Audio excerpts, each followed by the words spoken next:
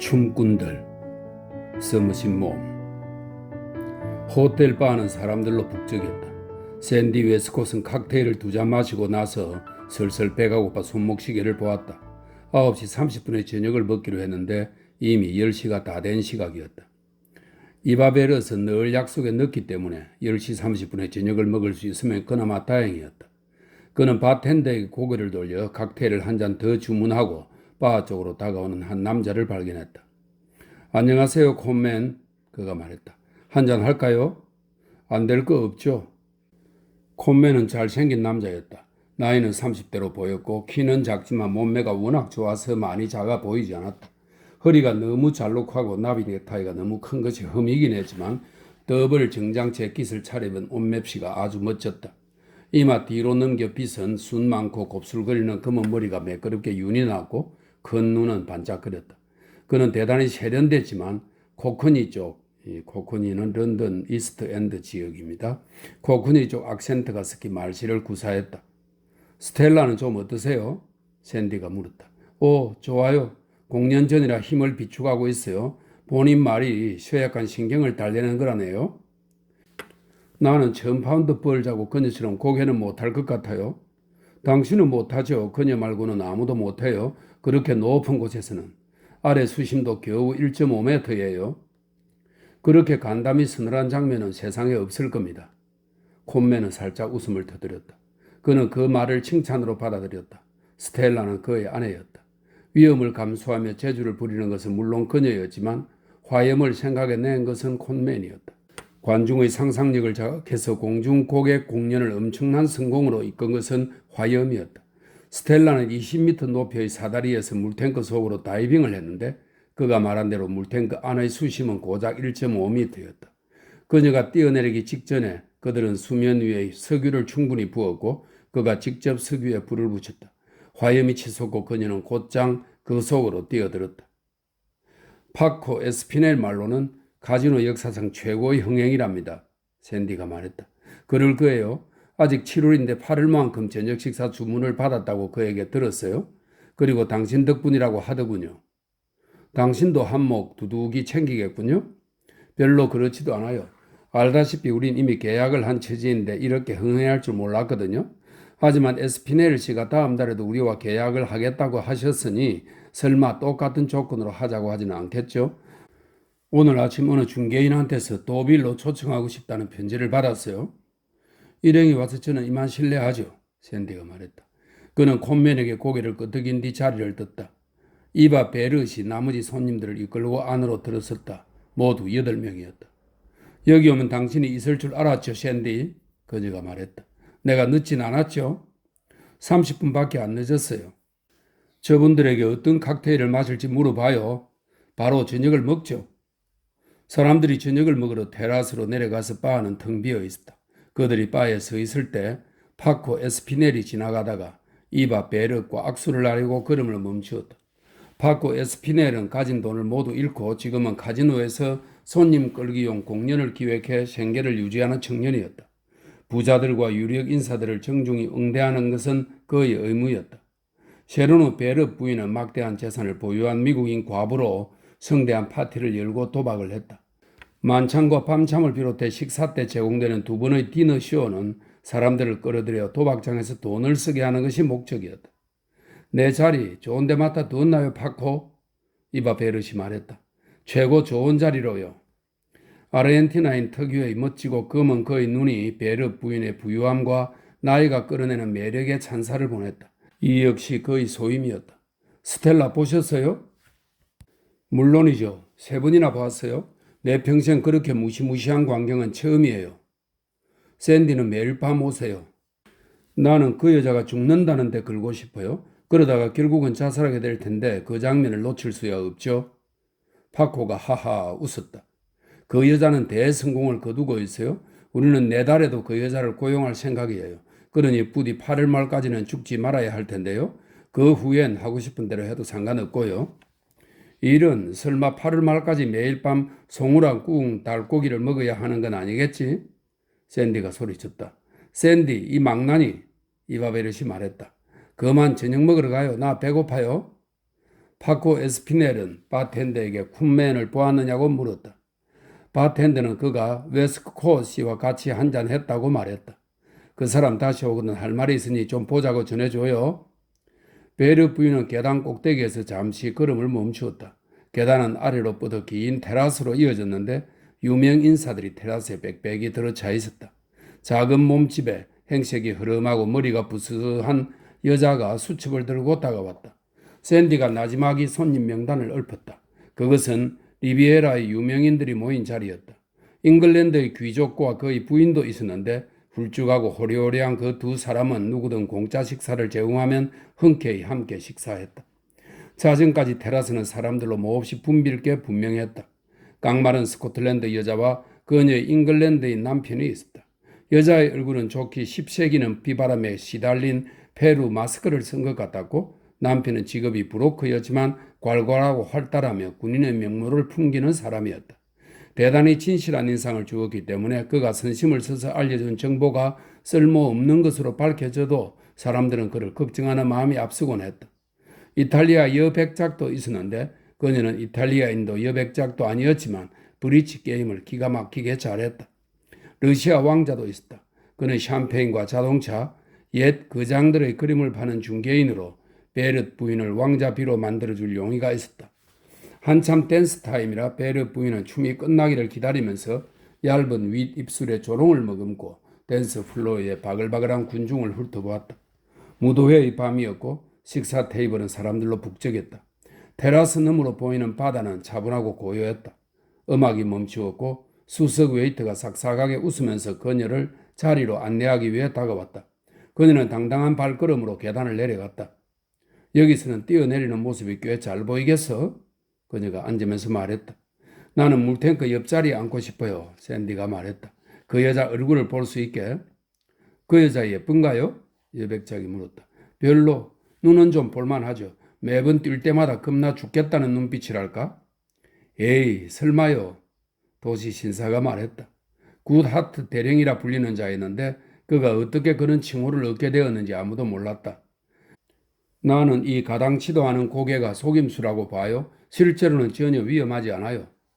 모르는 소리 말아요. 저렇게 높은 곳에서 저렇게 얕은 물로 떨어질 때는 물에 닿는 순간 번개처럼 몸을 틀어야 한다고요? 만약 제때 몸을 틀지 못하면 머리를 바닥에 부딪히면서 등뼈가 부러져요. 내 말이 그거요, 이 양반아. 대령이 말했다. 속임수라니까 그건 이견의 여지가 없어요. 위험하지 않다면 식은 죽 먹기겠네요. 이바 베르시 말했다. 1분 안에 끝나니까요. 만약 그 여자가 목숨을 거는 게 아니라면 이 시대의 가장 큰 사기겠죠. 이걸 보고 또 보러 온 우리한테 사기에 불과하다는 말은 하지 말아요. 모든 게 거의 그렇습니다. 내 말이 맞다고 보셔도 됩니다. 참 잘하시네요. 샌디가 말했다. 대령은 언뜻 그것이 힘이 비꼬는 말인가 생각했지만 애써 아무렇지 않은 척했다. 그는 소리내 웃었다. 솔직히 내가 좀 안다고 할 수 있죠. 그는 인정했다. 난 의심하는 눈으로 보거든요. 여간에서는 속아 넘어가는 일이 없어요. 물탱크는 테라스 왼쪽 끝에 있었고 그 뒤에는 버팀목을 댄 엄청나게 높은 사다리가 있었는데 사다리 꼭대기에 작은 단상이 있었다. 춘곡이 두세 곡 흐른 뒤 이바 베르스의 손님들이 아스파라거스 요리를 먹고 있을 때 음악 소리가 멈추고 전등 불빛들이 흐려졌다. 스포트라이트가 물탱크를 비추었다. 그 환한 불빛 속에 콘맨이 보였다. 그는 계단을 대여섯칸 올라가 물탱크 꼭대기와 나란히 섰다. 신사숙녀 여러분, 그는 우렁차고 또랑또랑한 목소리로 외쳤다. 이제부터 세계의 공연을 감상하시겠습니다. 세계 최고의 다이빙 선수 마담 스텔라가 20m 높이에서 수심이 겨우 1.5m인 불붙는 물속으로 다이빙할 것입니다. 이제까지 한 번도 없었던 묘기. 과감히 도전하는 분께는 마담 스텔라가 100파운드를 드립니다. 신사숙녀 여러분, 마담 스텔라를 소개합니다. 테라스로 연결된 계단 꼭대기에 작은 형체 하나가 나타나더니 재빨리 물탱크 쪽으로 달려 올라가서 박수를 치는 관중을 향해 고개 숙여 절했다. 그녀는 남성용 가운을 걸치고 머리에는 수영 모자를 쓰고 있었다. 그녀의 마른 얼굴은 무대 분장을 한 상태였다. 이탈리아 여백작은 손안경을 통해 그녀를 쳐다보았다. 예쁘진 않네. 그녀가 말했다. 몸매는 좋아요. 이바베르시 말했다. 보면 알아요. 스텔라는 가운을 벗어 콘맨에게 건넸다. 그는 계단을 내려왔다. 그녀는 잠시 서서 군중을 쳐다보았다. 군중은 어둠에 잠겨 있었으므로 그녀는 허연 얼굴들과 허연 셔츠 앞판들만 어렴풋이 보였다. 그녀는 몸매가 아담하고 아름다웠고 몸에 비해 다리가 길고 엉덩이가 날씬했다. 그녀의 수영복은 대단히 작았다. 몸매만큼은 당신 말이 맞군요, 이봐. 대령이 말했다. 물론 덜 발달된 면이 없지 않지만 당신 내 여자들이 좋아할 만한 몸매예요. 스텔라는 사다리를 오르기 시작했고 스포트라이트는 그녀를 따라갔다. 보고도 믿어지지 않는 높이였다. 조수가 물 위에 석유를 부었다. 타오르는 횃불이 콘맨에게 건네졌다. 그는 스텔라가 사다리 꼭대기로 올라가 단상 위에 올라서는 것을 지켜보았다. 준비됐어? 그가 외쳤다. 됐어. 갑시다. 그가 외쳤다. 그는 소리치면서 타오르는 횃불을 불로 던진 것 같았다. 불길이 높이 튀어오르듯 치솟았다. 보기만 해도 겁이 났다. 그와 동시에 스텔라가 다이빙을 했다. 그녀는 한 줄기 번개처럼 아래로 내려와 불길을 관통했고 그녀가 물속으로 들어가자 불길은 금세 사라졌다. 잠시 후 그녀가 수면에 나타나 우레와 같은 박수갈채 속으로 튀어나왔다. 콘맨이 가운으로 그녀를 감쌌다. 그녀는 절을 하고 나서 다시 절을 했다. 박수는 계속되었다. 음악이 연주되었다. 그녀는 마지막으로 손을 흔들고는 계단을 달려 내려가 문가의 두 테이블 사이에 섰다. 불빛들이 밝아졌고 웨이터들은 한동안 멈추었던 서빙을 서둘러 시작했다. 샌디 웨스트콧은 한숨을 내쉬었다. 실망한 것인지 아니면 안도한 것인지 자기 마음을 알 수 없었다. 훌륭하군요. 영국 귀족이 말했다. 순 가짜예요. 대령이 영국인답게 집요하게 말했다. 가짜라는데 모든 걸 걸 수 있어. 너무 순식간에 끝나는군요. 잉글랜드의 귀부인이 말했다. 이게 과연 돈을 주고 볼 값어치가 있는지 모르겠어요. 어차피 그녀의 돈도 아니었다. 언제 그런 적이 있었던가. 이탈리아 여백작이 몸을 앞으로 내밀었다. 그녀는 영어가 유창했지만 악센트가 강했다. 이봐, 자기야. 발코니 밑 문가 테이블에 앉은 저 특이한 사람은 누구지? 흥미롭죠? 샌드가 말했다. 도저히 눈을 뗄 수가 없는 사람들이에요. 이바 베르슨 여백작이 가리킨 곳을 흘끔 쳐다보았다. 그쪽을 등지고 앉은 귀족 양반도 고개를 돌려 쳐다보았다. 보고도 믿을 수가 없네. 이바가 외쳤다. 안젤로에게 누구냐고 물어봐야겠어. 베르 부인은 유럽의 웬만한 큰 식당이면 수석 웨이터의 이름을 꿰고 있는 여자였다. 그녀는 자기 잔을 채우는 웨이터에게 안젤로를 부르달라고 말했다. 누가 봐도 기묘한 커플이었다. 그들은 작은 테이블에 단둘이 앉아 있었다. 나이가 아주 많은 노인들이었다. 크고 딱 바라진 체구의 하얗게 센 더벅머리와 숱이 많은 흰 눈썹, 거대한 흰 코스튬의 남자는 언뜻 사망한 이탈리아의 왕 옴베르토의 경우처럼 보이기도 했으나 설명이 있습니다. 이탈리아 국왕 옴베르토 1세가 재위할 당시 도플갱어처럼 국왕과 외모와 생년월일이 똑같은 식당 주인이 존재했다는 일화가 있다. 이런 설명이 있네요. 왕 옴베르토의 경우처럼 보이기도 했으나 왕의 분위기가 훨씬 강하게 돌았다. 앉은 자세가 아주 반듯했고 하얀 나비 넥타이에 정식 야외복을 차려입었는데 셔츠 컬러는 유행이 30년도 더 지난 것처럼 보였다. 동석자는 몸집이 작은 노부인이었다. 그녀는 가슴이 깊게 파이고 허리가 잘록한 검은색 새틴 무도의 드레스 차림이었다. 목에는 알록달록한 구슬 목걸이를 여러 줄 걸고 있었다. 그리고 전혀 어울리지 않아서 가발인 것이 너무 티가 나는 가발을 쓰고 있었다. 고불고불 돌돌 말린 소시지 컬에 색깔은 까마귀처럼 까만 아주 정교한 가발이었다. 화장은 대단히 진했다.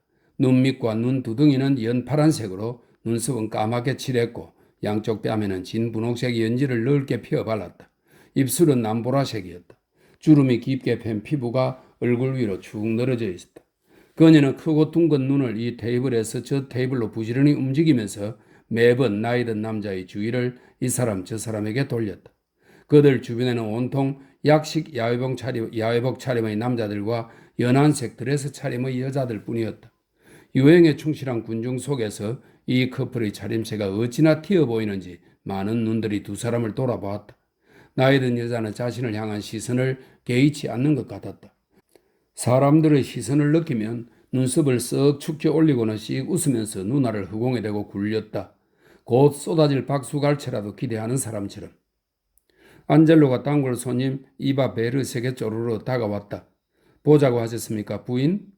오, 안젤로. 저기 문과 테이블에 앉은 저 신기한 사람들이 누군지 궁금해 죽을 지경이에요. 안젤로는 그쪽을 흘끔 보고 나서 난처한 기색을 띠었다. 얼굴 표정, 어깨짓, 허리를 돌리는 동작, 손짓, 발가락을 톡톡 거리는 것까지 반쯤 농담을 섞어 사과하는 모양새였다. 저들은 그냥 무시하십시오, 부인. 그의 생각에 그들이 누구든 베르 부인은 상관할 권리가 없었다. 또한 이탈리아 여백작은 이탈리아인도 여백작도 아니며 잉글랜드 귀족은 다른 사람이 비용을 지불하지 않으면 술값 한 번 내지 않는 위인이라는 것도 잘 알고 있었다. 베르 부인이 알아봐야 좋아할 일이 아니라는 것도 알고 있었다. 마담 스텔라의 다이빙을 보고 싶다면서 자리를 하나 달라고 해서 사정하기에 하나 내줬습니다. 자기들도 한때 같은 일을 했다네요. 여기 만찬 자리에서 볼만한 사람은 아니지만 사정이 그러니 저로서는 차마 거절할 수가 없었습니다. 나는 저 사람들 너무 재밌어요. 마음에 쏙 들어요. 제가 여러 해 동안 알고 지낸 사람들이에요. 남자는 저와 동향이고요. 수석 웨이터는 약간 잘난 체하는 웃음을 터뜨렸다. 춤만 추지 않는다면 자리 하나쯤 내줄 수 있다고 말했죠. 무리를 일으키는 건 아니니까요, 부인. 하지만 난 저들이 춤추는 걸 꼭 보고 싶은데요. 사람이 자기 본분을 알아야지, 부인. 안젤로가 씁쓸하게 말했다. 그는 미소를 짓고 나서 다시 고개를 숙인 뒤 물러갔다. 봐요, 샌디가 소리쳤다. 저 사람들 가는군요. 그 이상한 커플이 값을 치르려 했다. 나이 든 남자가 일어서서 아내의 목에 크고 흰, 그다지 깨끗하지는 않은 깃털 목도리를 둘러주었다. 나이 든 여자도 일어섰다. 남자는 아주 꼿꼿한 자세로 그녀에게 팔을 내주었고 그에 비해 작게 보이는 여자는 그와 나란히 밖으로 나갔다. 그녀의 검은색 세틴 드레스는 뒷자락이 길게 끌렸다. 이봐 베럿은 기쁨에 겨워 소리쳤다. 내가 학교 다닐 때 우리 어머니가 딱 저런 드레스를 입었던 게 기억나요? 그 재미난 커플은 팔짱을 낀 채 카지노 호텔의 널찍한 방들을 통과해서 문에 도달했다. 나이 든 남자가 수희에게 말을 걸었다. 공연자 대기실을 좀 알려주시오. 마담 스텔라에게 존경을 표하고 싶소. 수희는 그들을 한번 쳐다보고는 그들의 신분을 파악했다. 그리 정중히 대할 필요가 없는 사람들이었다. 그 여자 거기 없는데요. 벌써 갔단 말이요? 2시에 두 번째 공연을 하는 줄 알았는데요. 그렇긴 하죠. 아마 바에 있을 겁니다. 가서 한번 둘러본다고 손해볼 건 없겠어요, 카를로. 나이 든 여자가 말했다. 그럽시다, 여보. 그는 R 발음을 엄청 굴리면서 말했다. 그들은 긴 계단을 천천히 올라가 바 안으로 들어갔다. 바는 썰렁했지만 바텐더의 조수가 자리를 지켰고 한 커플이 구석의 팔걸이 의자에 앉아 있었다. 나이 든 여자는 남편의 팔을 놓고 두 손을 활짝 펼치며 그쪽으로 건너갔다. 안녕하세요. 같은 잉글랜드인으로서 축하하고 싶어 왔어요. 이쪽 일을 했던 사람이기도 하고요. 대단한 공연이었어요. 성공을 거둘만 해요. 그녀는 콘맨에게 고개를 돌렸다. 이분은 남편 되시나요? 스텔라는 팔걸이에서 일어나 입가에 미소를 머금고 나이 든 여자가 줄줄 쏟아내는 말에 귀를 기울였다. 네, 이는 시드라고 해요. 만나 뵈어서 반갑습니다. 콘맨이 말했다. 이 사람은 내 남편이에요. 나이 든 여자는 그렇게 말하면서 키가 크고 머리가 하얀 남자 쪽으로 팔꿈치를 살짝 움직였다. 페네치라고 해요. 사실 이인은 거물이에요. 나는 응당 거물 페네치의 부인이 되지만 이 업계에서 은퇴할 때 그 명예도 같이 버렸답니다. 한잔 하실래요? 콘맨이 말했다. 아니요. 우리가 낼 테니 같이 한잔 해요. 페네치 부인이 팔걸이 의자에 앉으면서 말했다. 카를로, 당신이 주문해요. 바텐더 조수가 왔고 그들은 몇 마디 대화 끝에 병맥주 3병을 주문했다. 스텔라는 아무것도 시키지 않았다. 스텔라는 두 번째 공연이 끝날 때까지는 아무것도 먹지 않아요. 콘맨이 설명했다. 스텔라는 26살이었다. 날씬하고 아담한 몸매에 연갈식 고수머리를 짧게 잘랐고 눈동자는 잿빛이었다. 입술은 빨갛게 칠했지만 뺨에 볼 연지를 바른 흔적은 없었다. 피부색은 창백했다. 대단한 미인은 아니지만 단정하고 작은 얼굴이었고 아주 단순한 모양의 하얀색 실크 드레스를 입고 있었다. 맥주가 나왔다. 말수가 아주 없어 보이는 페네치 씨가 한 모금 쭉 들이켰다. 어떤 묘기를 하셨는지요? 시드 콘맨이 정중하게 물었다. 페네치 부인이 화장한 눈의 눈알을 쓱 굴려 그를 쳐다보고는 남편에게 고개를 돌렸다. 내가 누군지 말해주어요, 카를로. 그녀가 말했다. 인간 대포알. 그가 알려주었다. 페네치 부인은 환히 웃으면서 새처럼 민첩한 시선으로 이 사람 저 사람의 눈치를 살폈다. 그들은 어안이 벙벙해서 그녀를 쳐다보았다. 플로라. 그녀가 말했다. 인간 대포알. 그녀가 감탄하는 반응을 간절히 바라는 눈치라 그들은 어찌할 바를 몰랐다. 스텔라는 당황한 눈으로 시드를 보았다. 그가 구조대로 나섰다. 우리보다 앞선 시절인가 보군요. 당연히 앞선 시절이죠. 우리가 은퇴한 게 정확히 딱한 빅토리아 여왕이 죽던 해였으니까요. 우리가 은퇴한다고 난리가 났었죠. 내 얘기를 틀림없이 들어봤을 텐데요. 그녀는 그들의 얼굴에서 멍한 표정을 보았다. 그녀의 목소리 톤이 조금 변했다. 난 런던에서 최고 인기를 끌었어요. 올드 아쿠아리움에서요. 나를 보러 사람들이 구름대처럼 몰려들었죠. 웨일즈 공을 비롯해 일일이 다 기억 못할 만큼 장안의 화제였어요. 그렇지 않아요, 카를로? 아내 때문에 아쿠아리움이 1년 내내 사람들로 북적거렸어요. 그곳 역사상 최고로 흥행한 공연이었죠. 몇 년 전에 그곳으로 올라가 더 베이드 부인 릴리 랭트리에게, 이 릴리 랭트리는 영국의 유명 여배우이자 사교계 여왕으로 훗날 준 남작 휴고 더 베이드와 결혼했다. 이런 설명이 있습니다. 릴리 랭트리에게 제 소개를 올렸어요. 그분이 한동안 거기서 지내셨거든요. 저를 똑똑히 기억하셨어요. 저를 10번이나 보셨대요. 어떤 공연을 하셨는데요? 스텔라가 물었다. 나는 대포에서 발사대였어요. 정말이지 아주 돌풍을 일으켰죠. 런던을 끝내고 전 세계를 돌아다니면서 공연을 했어요. 네, 이제는 늙었죠. 그걸 부인하진 않아요. 페네치 씨는 이제 78이고 난 70을 넘기지 못하겠지만 런던의 모든 광고판이 내 사진으로 도배된 적이 있으니 그걸로 만족해요. 더 베이드 부인이 내게 이렇게 말씀하셨어요.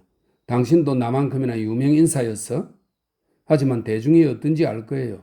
훌륭한 묘기를 선보이면 열광하다가도 그들은 변화를 원하죠. 아무리 뛰어난 묘기라도 실증을 내고 더 이상은 보러 오지 않아요. 당신도 겪을 일이랍니다. 내가 겪었던 것처럼. 우리 모두에게 일어나는 일이에요. 하지만 페네치 씨는 늘 현명하게 처신해 왔어요. 이쪽 바닥에서 정상에 선 사람이랍니다. 서커스 무대 감독. 내가 이 일을 처음 만난 것도 그때였어요. 고개 극단에 있었을 때 공중근에 고개를 했었죠. 이인은 지금도 잘생겼지만 당시 모습을 봤어야 해요. 이가 러시아 부츠와 승마바지, 앞에 장식 단추들이 줄줄이 달린 딱 붙는 외투 차림으로 긴 채찍을 휘두르면 말들이 무대를 빙빙 돌았어요. 내 생애에 그렇게 잘생긴 남자는 다시 볼 수 없을 거예요. 페네치 씨는 아무런 말도 하지 않고 그저 생각에 잠긴 듯 크고 흰 코스염을 꼬았다. 이인은 돈을 허투루 쓰는 사람이 아니에요. 중개인들이 우리의 공연 계약을 더 이상 성사시키지 못하자 이가 그만 은퇴합시다 하고 말했죠. 이 생각이 맞았어요. 이미 런던에는 최고의 스타가 등장해 있어서 우리는 서커스 일로 돌아갈 수가 없었어요. 말하자면 베네치 씨는 이쪽에서 나름 거물인지라 체면을 생각하지 않을 수 없었죠. 그래서 여기로 내려와 집을 한 채 사서 숙박업을 시작했답니다. 베네치 씨가 오랫동안 꿈꿔왔던 일이거든요. 이후 여기서 35년째 살고 있어요. 그럭저럭 별 탈 없이 살아왔는데 2, 3년 전부터 형편이 나빠졌어요. 요즘 손님들은 우리가 처음 시작할 때와는 많이 달라요. 원하는 것도 다르고요. 침실에 딸린 전등이니 수도물리니 하는 것들인데 나는 잘 몰라요. 명함 좀 줘요. 카를로, 페네치 씨가 요리를 직접 한답니다. 진짜 가정식을 원하시면 우리 집으로 오세요. 난 전문가들을 좋아해요. 같이 나눌 이야기가 꽤나 많을 거예요. 당신들과 나, 한 번 전문가는 영원한 전문가잖아요? 그때 바텐더가 식사를 마치고 돌아왔다. 그는 시드를 발견했다. 오, 콘맨씨. 에스피넬 씨가 찾으셨어요? 급히 보자고 하시던데요? 지금 어디 계시죠? 어딘가 계시겠죠? 우린 이만 가볼게요. 페네치 부인이 일어서며 말했다. 언제 내려와서 우리랑 점심 같이 먹어요? 응? 내 옛날 사진이랑 신문기사 올린 것들 보여줄게요. 아무래도 당신들은 인간 대포할 이야기는 전혀 모르는 눈치로군요. 아, 나도 한때는 런던 타워만큼이나 유명했었는데. 이 젊은이들은 페네치 부인의 이름을 전혀 들은 적이 없는 듯 했지만 페네치 부인은 화난 기색이 전혀 없었다. 그저 즐거워 보였다. 그들은 작별 인사를 나누었고 스텔라는 다시 의자에 털썩 주저앉았다. 시드가 말했다. 난 맥주 마저 마시고 파코가 무슨 볼 일인지 가봐야겠어. 오리 아가씨는 여기 계속 있을 건가 아니면 분장실로 갈 텐가? 스텔라는 두 손을 꽉 잡고 아무 대답도 하지 않았다. 시드는 그녀를 한번 쳐다보고는 얼른 고개를 돌렸다. 완전 막무가내야 그 노파. 그는 특유의 활달한 말투로 계속 말했다. 진짜 재미있더라. 그 노파 말 진짜인 것 같아. 믿기 힘든 이야기지만 그 노파가 온 런던 사람들을 끌어모았다고? 40년 전에? 그 할멈 사람들이 아직 자기를 기억할 것으로 생각하다니 웃기지 뭐야? 우리가 자기 이름을 들어본 적도 없다니까 이해를 못하더라. 그는 안 보는 척 곁눈질로 헐끔헐끔 스텔라를 쳐다보았다. 그녀는 울고 있었다. 그는 머뭇거렸다. 그녀의 창백한 얼굴 위로 눈물이 흘러내렸다. 소리 없이. 무슨 일이야 자기? 시드, 오늘 밤은 다시 못할 것 같아. 그녀가 울먹였다. 대체 왜? 무서워. 그는 그녀의 손을 잡았다. 알만한 사람이 왜 이래? 그가 말했다. 당신은 세상에서 가장 용감한 여자야. 브랜디 한잔 하자. 그럼 기운이 날 거야? 아니, 더 나빠질걸? 관중들을 그렇게 실명시키면 안 되지. 더러운 관중들, 잔뜩 먹고 잔뜩 품하시는 돼지들, 돈이 차고 넘쳐 주체를 못하는 바보떼, 그 인간들 나 못 참겠어. 내가 목숨을 걸든 말든 그자들이 신경이나 쓸까? 물론 그들은 짜릿함을 느끼려 오는 거야. 그걸 부인할 수는 없어. 그는 불편한 투로 대꾸했다. 당신도 알고 나도 알다시피 담력만 잃지 않으면 위험하지 않아. 그 담력을 잃었다니까? 시드, 죽을 것만 같아. 그녀는 언성을 조금 높였고 그는 재빨리 바텐더 쪽을 돌아봤다. 하지만 바텐더는 에클레드 니스를 일러라. 이쪽은 신경도 쓰지 않았다. 당신은 몰라. 거기 위에서 사다리 꼭대기에서 물탱크를 내려다보면 어떤 기분이 드는지. 진짜야. 오늘 밤엔 정말 기절할 것 같아. 오늘 밤에 다시 하는 건 아무래도 무리야. 제발 날 데리고 여길 나가주어 시드. 오늘 밤 내 빼면 내일은 더 할 거야. 아니. 하루에 2번 하려니까 죽겠단 말이야. 오랫동안 대기해야 하잖아. 에스피넬 씨에게 가서 하루에 2번 공연은 못하겠다고 말해. 내 담력이 견뎌내질 못한다고. 그 사람이 용납하지 않을 거야. 밤참 식사 주문이 전적으로 당신에게 달렸어. 그때 사람들이 오는 건 순전히 당신을 보기 위해서야. 나도 어쩔 수 없어. 정말이야, 나 못하겠어. 그는 잠시 입을 다물었다. 그녀의 창백하고 작은 얼굴 위로 눈물이 계속 줄줄 흘러내렸다. 그가 보기에 그녀는 빠르게 자제력을 잃어가는 중이었다. 어쩐지 며칠 전부터 낌새가 심상치 않았다. 그는 불안해서 그녀에게 말할 기회를 주지 않으려고 애쓰던 참이었다. 그녀가 입을 열어 기분을 표현하지 않는 편이 낫겠다는 직감이 어렴풋이 들었기 때문이다. 그러면서도 걱정이 됐다. 그녀를 사랑했기 때문이었다. 어차피 에스피넬이 나를 보자고 했어. 그가 말했다. 무슨 일로? 모르지. 하룻밤에 2번 공연은 무리라고 말하고 그가 뭐라고 하는지 들어볼게. 여기서 기다릴 거야? 아니, 난 분장실에 가 있을게. 10분 후 그는 분장실에서 그녀를 만났다. 잔뜩 들떠 있었고 발걸음을 가벼웠다. 그가 문을 벌컥 열었다. 엄청난 소식을 가져왔어. 여보, 내달에 보수를 2배로 올리고 우리를 또 쓰겠대. 그는 그녀를 얼싸안고 키스하려 들었지만 그녀는 그를 밀어냈다. 오늘 밤 또 공연해야 해? 아무래도 그래야겠지. 하룻밤에 한 번만 공연하자고 말해봤는데 그자는 들은 척도 안 해. 당신이 밤참 시간에 공연을 꼭 해야만 한다면서 무엇보다 돈을 2배로 준다는데 해볼만 하잖아. 그녀는 바닥에 몽을 던지고 이번에는 눈물을 펑펑 쏟았다. 나 못해, 시드. 못한다고. 죽고 말 거야. 그는 바닥에 앉아서 그녀의 머리를 일으킨 뒤 그녀를 끌어안고 다독였다. 기운 차려 여보. 그런 목돈을 거절할 수야 있나? 그만한 돈이면 아무것도 안 하면서 겨울을 날 수 있어. 게다가 나흘만 지나면 7월도 끝나고 8월이 돼. 싫어. 겁나 죽겠단 말이야. 나 죽기 싫어. 시드. 당신을 사랑한단 말이야. 알아 자기야. 나도 사랑해. 결혼한 이후 다른 여자는 쳐다보지도 않았어. 그런 돈은 가져본 적도 없고 앞으로도 2번 다시 벌지 못할 거야. 당신도 이 바닥이 어떤지 알잖아. 지금은 우리 마음대로 하지만 계속 잘 나간다는 보장이 없어. 쇠는 뜨거울 때 두드려야 해. 내가 죽길 바라는 거야, 시드? 바보 같은 소리. 당신 없이 내가 설 자리가 있을까? 이런 식으로 포기하면 안 돼. 당신 자존심을 생각해야지. 당신은 세상이 다 아는 유명인이야. 그 인간 대포알처럼 말이지. 그녀가 분노에 찬 웃음을 터뜨리며 소리쳤다. 그 빌어먹을 할망구. 그는 생각했다. 그는 한계선에 봉착했다고 생각했고 스텔라는 그것이 불운이라고 보았다. 이제야 눈이 뜨인 것 같아 그녀가 말을 이었다. 그들이 무엇 때문에 나를 보러 오고 또 오는 것 같아? 혹시 내가 죽을까 해서 보러 오는 거야. 내가 죽고 나서 일주일만 지나도 내 이름은 기억조차 못하겠지. 그런 게 대중이라는 거야. 그 화장을 떡칠한 쭈그른 노파를 보았을 때 그 모든 게 보였어. 오 시드, 나 너무 비참해. 그녀는 두 팔을 그의 목에 감고 얼굴을 그의 얼굴에 부볐다. 시드, 불길해. 나 다시 못하겠어. 오늘 밤 말하는 거지? 당신이 정 그렇다면 현기증이 난다고 에스피넬에게 말해볼게. 한 번 정도는 괜찮을 거야? 오늘 밤만이 아니고 영영 못할 것 같아. 그녀는 그가 약간 뻣뻣하게 굳는 것을 느꼈다. 시드, 내가 실없이 군다고 생각하지 마. 오늘만이 아니라 내내 그랬어. 그 생각만 하면 밤에 잠이 안 와. 뛰어내릴 때마다 사다리 꼭대기에 서서 내려다보는 내가 보여. 오늘 밤에는 사다리를 오르는 것도 힘겨웠어. 몸이 덜덜 떨려서. 당신이 불을 붙이고 뛰라고 말했을 때 무언가가 나를 뒤로 잡아당기는 것 같았어.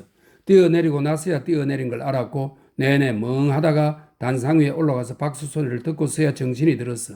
시드, 당신이 나를 사랑한다면 내가 그런 고통을 겪는 건 바라지 않을 거야. 그는 한숨을 쉬었다. 그의 눈에 눈물이 글썽거렸다. 그는 그녀를 진심으로 사랑했다. 그가 말했다. 당신 말은 옛날로 돌아가자는 얘기야. 댄스 마라톤으로. 이 말은 무슨 말이냐면 1920년에서 30년대에 유행한 춤 대회로 오래 춤을 추는 참가자는 명성과 상금을 얻었다. 이런 설명이 있습니다. 댄스 마라톤으로. 무엇든 이것보다는 옛날, 두 사람은 옛날을 기억했다. 시드는 18살 이후 줄곧 춤꾼 생활을 했다. 그는 검은 머리와 검은 눈동자를 가진 빼어난 스페인계 미남자로 활력이 넘쳤고 돈을 내고 그와 춤을 추려는 나이 많은 여자들과 중년 여자들이 줄을 이어서 일감이 끊긴 적이 없었다.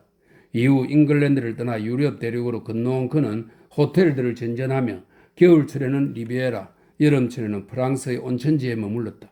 그럭저럭 먹고 살만했다. 보통은 남자 두셋이 함께 지냈는데 싸구려 숙소에서 방을 하나 빌려 합숙을 했다.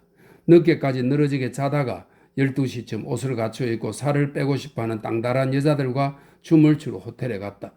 이후 자유시간을 보낸 뒤 5시에 다시 호텔로 가서 셋이 자리를 잡고 앉아 고객이 없는지 매의 눈으로 살폈다. 그들에겐 단골 손님들이 있었다.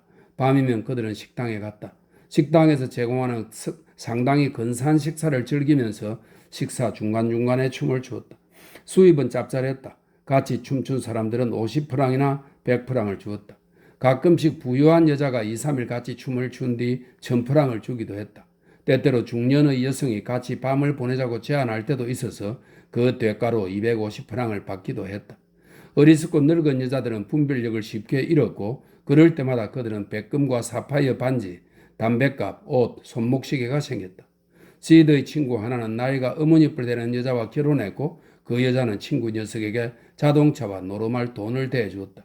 그들은 비아리츠의 아름다운 주택에 살았다. 태평한 시절이었다. 모두들 돈을 태워 없앨 만큼 돈이 넘쳐났다. 그러다가 불경기가 들이닥쳐 춤꾼들을 후려쳤다. 호텔들은 텅텅 비었고 호텔 손님들은 돈을 주고 잘생긴 청년들과 춤을 추려 하지 않았다. 시드는 온종일 술값조차 못 벌 때가 허다했고 체중이 1톤은 나갈 법한 뚱뚱하고 늙은 여자가 뻔뻔스럽게 달랑 10프랑을 건넬 때가 한두 번이 아니었다. 잘 차려 입어야 해서 생활비는 줄지 않았다. 옷차림에 신경 쓰지 않으면 호텔 매니저에게 핀잔을 들었다. 세탁비가 상당했고 속옷도 엄청나게 필요했다. 신발도 마찬가지였다. 마룻바닥이 어찌나 딱딱한지 신발이 쉽게 닳았다. 늘 새 신발을 신은 것처럼 보여야 했다. 방세도 내야 했고 점심도 먹어야 했다. 그 무렵 그는 스텔라를 만났다. 장소는 에비앙이었고 혹독한 계절이었다. 그녀는 수영 강사였다. 호주인이었고 다이빙을 아름답게 했다. 그녀는 매일 오전과 오후에 다이빙 시범을 보였다. 밤에는 호텔에서 댄스로 춤을 추었다. 그들은 식당 안에 따로 마련된 작은 테이블에서 식사했고 밴드가 연주를 시작하면 손님들을 댄스 플로어로 이끌기 위해 함께 춤을 추었다. 하지만 아무도 따라 나오지 않아서 그들끼리 출 때도 많았다. 같이 춤추는 대가로 돈을 받는 것으로는 큰 돈을 벌 수 없었다. 두 사람은 사랑에 빠졌고 계절이 끝날 무렵 결혼했다. 결혼한 것을 후회한 적은 없었다. 그들에게 시련이 닥쳤다. 일적인 이유로 설명이 있습니다. 나이 든 여자들은 아내가 딸린 유부남과 춤추는 걸 좋아하지 않았다. 이런 설명이 있고요. 일적인 이유로 결혼한 것을 숨겼지만 한 호텔에서 두 사람이 일자리를 얻는 것이 쉽지 않았고 가장 소박한 숙소에 살았음에도 시드 혼자 버는 돈으로는 턱없이 부족해서 스텔라도 일을 할 수밖에 없었다. 춤꾸는 시대가 저문 것이다. 그들은 파리로 가서 춤 공연을 배웠지만 경쟁은 치열했고 캬바레 일자리는 하늘의 별 따기였다. 스텔라는 훌륭한 사교 댄서였지만 고개가 한창 인기를 끌었다. 아무리 연습을 해도 그녀는 이렇다 할 고개를 선보이지 못했다. 대중은 아파슈탕스는 남녀 둘이서 추는 격렬한 춤인데 파리에서 유행했다고 하네요. 실증이 나 있었다. 그들은 몇 주씩 일자리 없이 지냈다. 시드의 손목시계, 황금 담뱃값, 백금 반지가 모두 사라졌다. 심지어 니스에서는 쪼들리다 못해 시드의 연미복을 전당포에 맡겨야 했다. 그들은 궁지에 몰렸다. 어쩔 수 없이 연예 매니저가 시작한 댄스 마라톤에 참가했다. 그들은 1시간마다 15분씩 쉬면서 꼬박 하루 24시간 동안 춤을 추었다. 끔찍했다. 다리가 아프고 발은 감각이 없었다. 뭘 하고 있는 건지 오랫동안 아무 생각이 없었다. 그저 음악에 맞춰 최대한 힘을 아껴 몸을 움직였다. 그 대가로 푼돈을 받았다. 사람들은 격려의 의미로 그들에게 100프랑, 200프랑을 주었다. 가끔씩은 이목을 끌기 위해 기운을 끌어내서 아다지를 추기도 했고 이 아다지는 느린 음악에 맞춰 여성이 남성의 지지를 받아 균형미를 선보이며 우아하게 추는 춤입니다. 아다지를 추기도 했고 관중이 기분이 좋을 때는 이것으로 두둑한 수입을 올렸다. 그들은 녹초가 되어갔다. 11번째 날 스텔라는 실신에 그대로 기권했다. 시드는 혼자 계속했다. 파트너 없이 쉬지 않고 움직이고 또 움직이는 모습이 기괴했다. 그것은 그들이 겪은 최악의 시기, 마지막 수모였다. 그 시절은 그들에게 공포와 불행의 기억을 남겼다. 하지만 시드는 한 가지 묘안이 떠올랐다. 혼자 댄스홀을 천천히 도는데 불현듯 그 생각이 떠올랐다. 스텔라가 노상하는 말, 나는 접시 안으로도 다이빙할 수 있어. 그것은 대단한 재주였다. 어떻게 그런 생각이 떠올랐는지 참 신기해. 훗날 그는 그렇게 말했다. 번개처럼 번뜩였지. 그는 한 소년이 포장도로에 쏟아진 석유에 불을 붙이자 와락 불길이 치솟던 기억을 떠올렸다.